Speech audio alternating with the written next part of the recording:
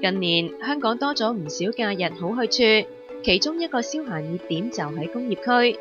好多工廠大廈喺活化之後都改頭換面，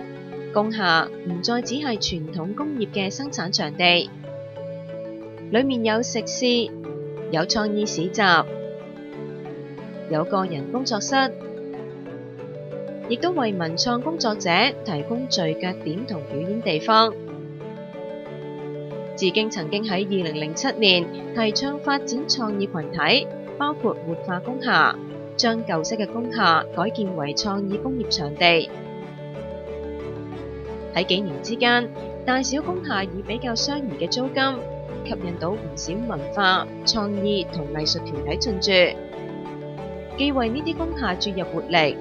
亦都有助相關產業發展。活化工廈令到唔少青年多咗創業空間，為咗進一步支持佢哋，自經喺2014年建議針對青年嘅創業需要提供支援，同埋開展一啲支持創意產業發展嘅計劃，增加青年向上流動嘅機會。